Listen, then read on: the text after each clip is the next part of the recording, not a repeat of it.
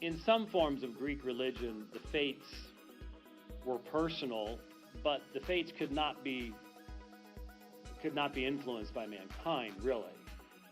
Even the gods were subject to the fates. So fatalism is impersonal. God's sovereign decree is intensely personal. So much so that when you think about it, Muslims, well, some Muslims, have a very strongly fatalistic perspective, but they call it qadar, Qadar. And Allah will accomplish His will, but Allah is transcendent above His creation, and so it becomes fatalistic. It's not so much that Allah is demonstrating His attributes or anything like that at all. There isn't any ultimate goal, really, when you think about it. But in the Christian faith, when we talk about God's decree, if we didn't have the incarnation, if we did not have the intimate involvement of God with His people, then we'd have a very different understanding of how things work. But when people say, well, you're a fatalist, I say, well, fate's impersonal. And the cross and the incarnation demonstrate that God's sovereign decree is extremely personal. And in fact, He becomes involved with His people in time. This isn't a puppet show. This isn't just acting out what's already been laid out beforehand, and hence it has no meaning. The very fact of the incarnation, very, very different than any other system like that. So there are obviously, sometimes people will say, well, you can't look favorably upon anything in any other religion or in a non-Christian philosophical system. Well, that's silly.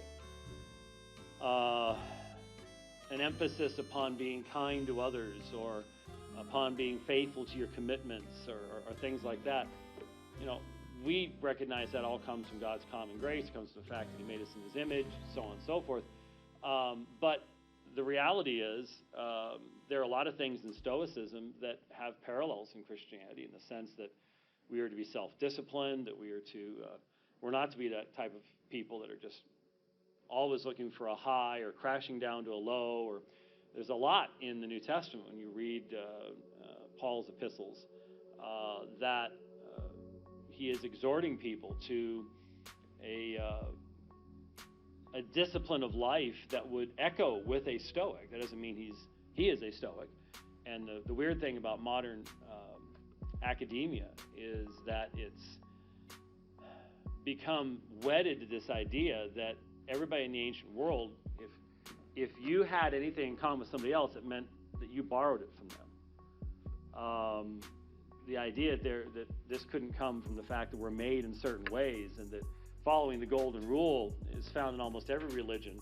That's not because all religions come from the same source, but because we live in this world and you follow the golden rule, you get along better if you don't than if you don't. So, but in academia, the idea is, well, obviously, Paul must have been influenced by Stoicism, and so he just borrowed it from there, or borrowed it from someplace else, so on and so forth.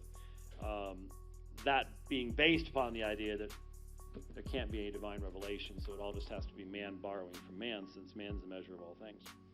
So there's the Stoics. Then you have the Epicureans. The Epicureans.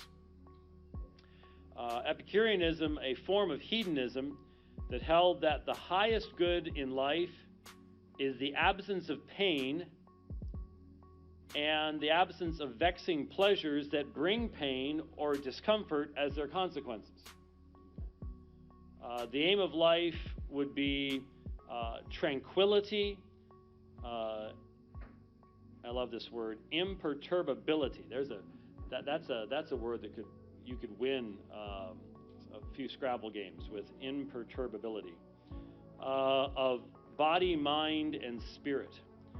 And so the Epicureans, when you hear the term hedonism, you normally just think of someone who's just going out and having a grand old time and just going pleasure, pleasure, pleasure. But that's not fully the case.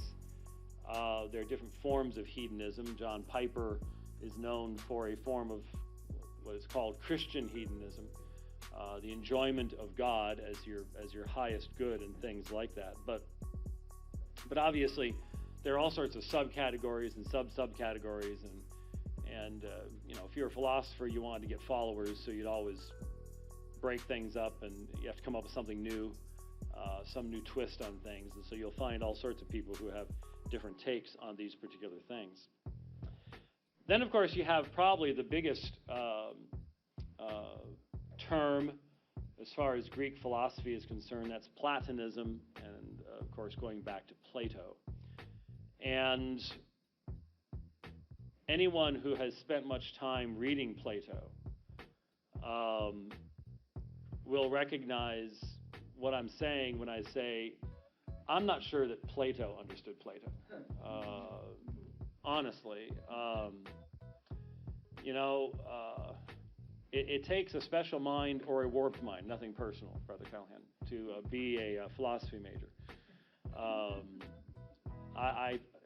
Either you have to like to scourge yourself, you just enjoy reading books that are as exciting as chewing on aluminum foil or something. I don't know. But Plato especially, just anyway.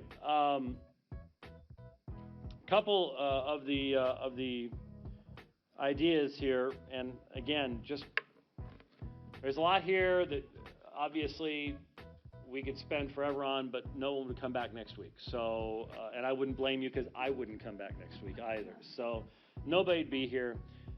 So that's why we're keeping it brief. But some of the leading beliefs of Platonism: the world as it appears to our senses is not the real world. There are two realms: the realm of perfect, unchanging, eternal ideas or forms, known only by our intellect, and secondly, the illusory or less real realm of concrete, individual, changing objects known by our senses and existing as imperfect copies of the perfect ideas. So the real world is non-spatial, non-temporal. The actual world is spatial and temporal. Abstract entities such as universals, souls, forms, essences exist in the real world independently of our conception of them, and they are more real than sensible objects. All right. Humans, through the use of their reason, can control their base emotions and their irrational nature, and thereby develop morally and spiritually. Humans do evil because they lack knowledge of the good.